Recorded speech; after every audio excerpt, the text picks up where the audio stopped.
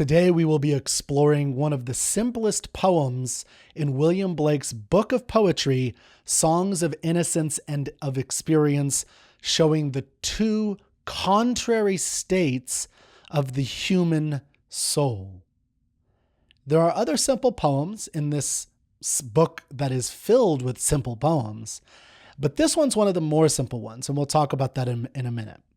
Hi, my name is Kirk Barbera. I'm the founder and editor of Troubadour Magazine and The Troubadour Show, where we elevate life, culture, education through art and literature. This is a standalone video of this poem, The Shepherd, but it stands in a series I'm doing on the whole book of poetry that I hope that you'll follow along with. In this video, I'm going to do a reading of The Shepherd, and then I'm going to give a quick little discussion about it, show some of the imagery, personification, some basic things to help you get a little bit more out of it.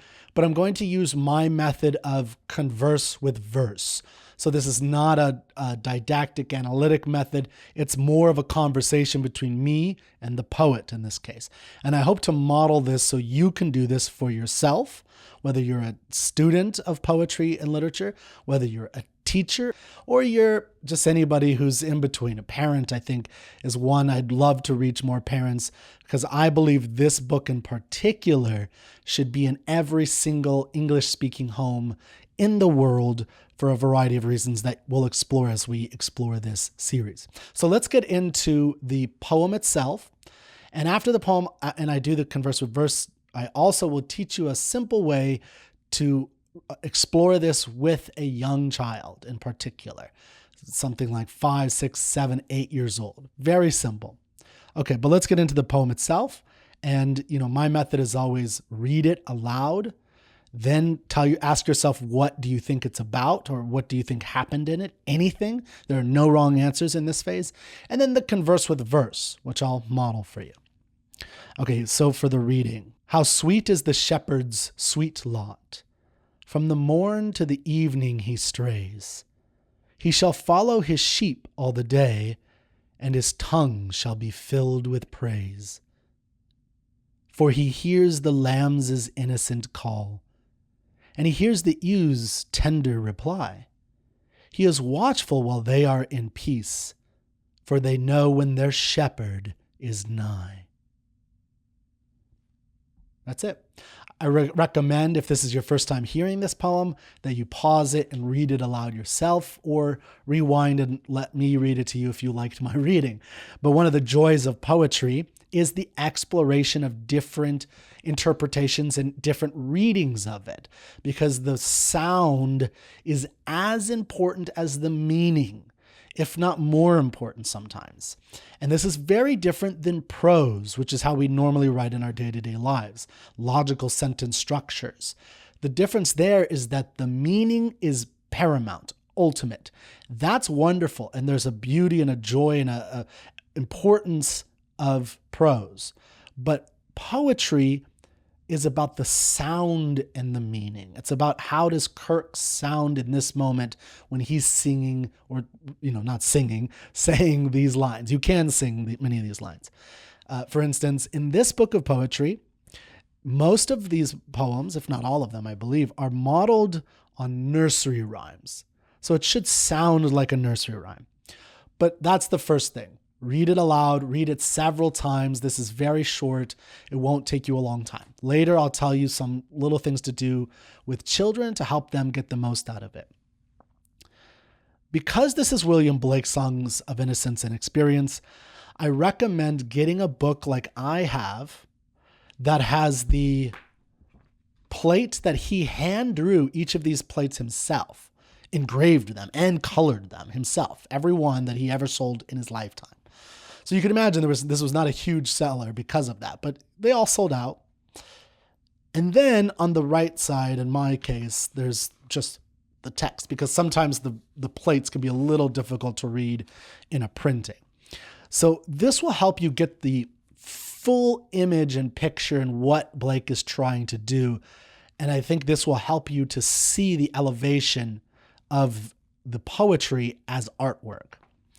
So in the painting, or I should say the illustration, we have a young shepherd boy. He doesn't look like a little child, and we know this because we see other children in the book as we go through. He looks like he's a young man, maybe 15 to 20, something. He's a young man of some sort. And he's holding his shepherd's crook, and there's a whole flock of sheep grazing and walking around, and there's some birds. So it has a very pastoral, calm feeling to the nature, to the actual illustration. Very simple, not much is going on, right? You have a nice big sun in the background shining overhead. I'm going to do a quick converse with verse. What is the poem about to you? I kind of just did with that pastoral. That's one thing I did. What do you think it is? What do you think it's about? What comes to your mind? Remember, if you watched my first video, I talked a lot about this, and this is very important. It's not about what's the right answer in society by going to Google or somewhere to get those answers.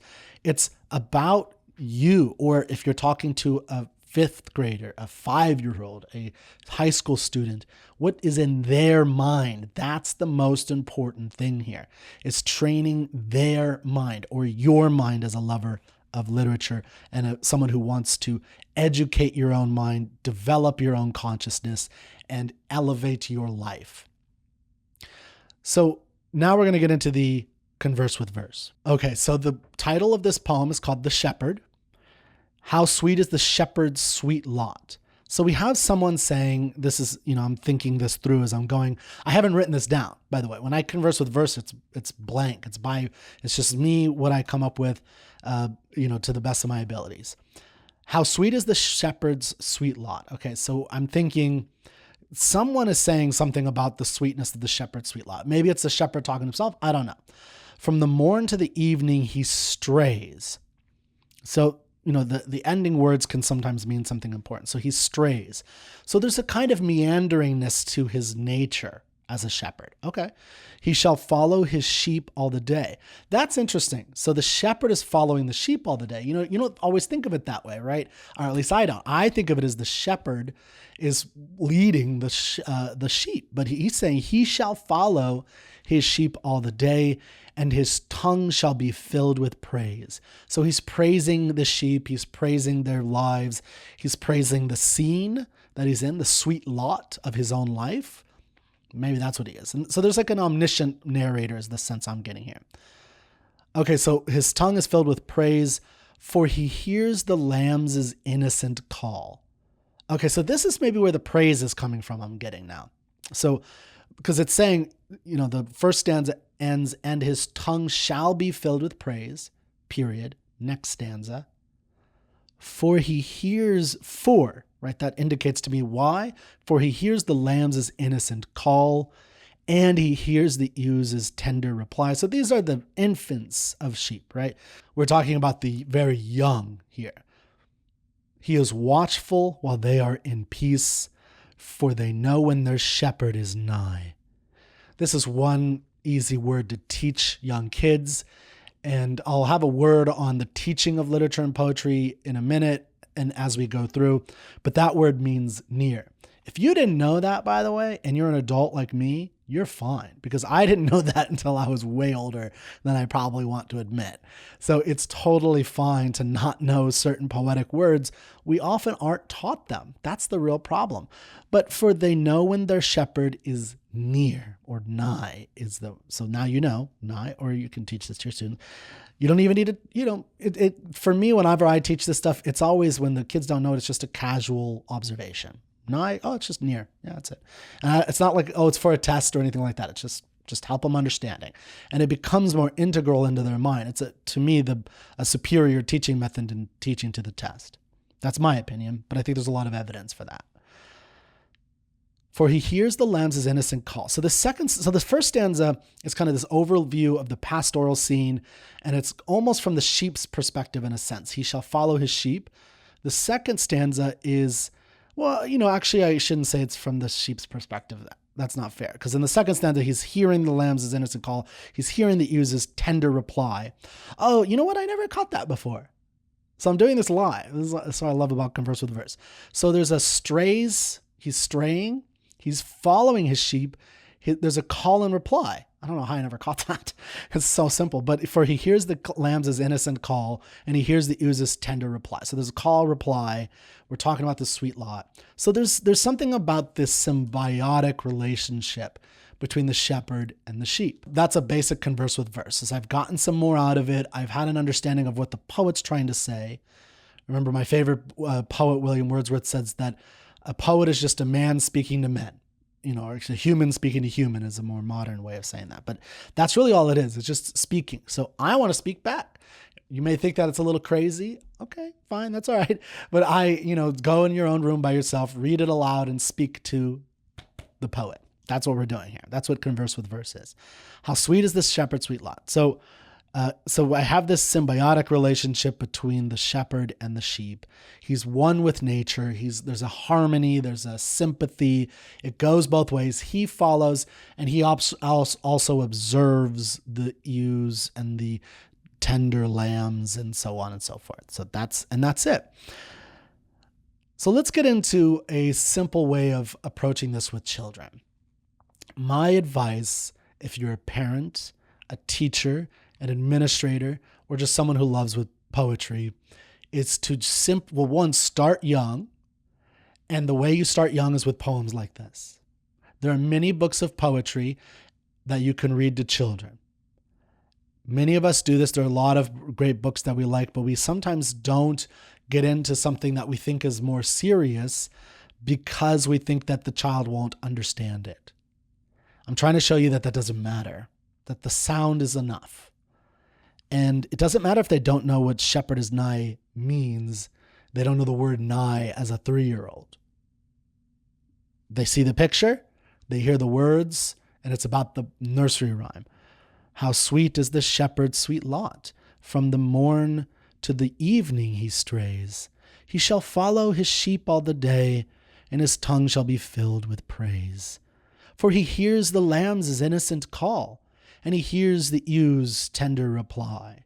He is watchful while they are in peace, for they know when their shepherd is nigh. There's a rhythm, there's a meter to that. How sweet is the shepherd's sweet lot. That is what you're conveying to the child. That's it. How he shall follow his sheep all the day. That's all you're conveying. For he hears the lamb's innocent call. That's it. It's just the sound. They will not understand everything like you will understand. We're going to talk a little bit about the symbolism of shepherds. They don't need to know the meaning of that.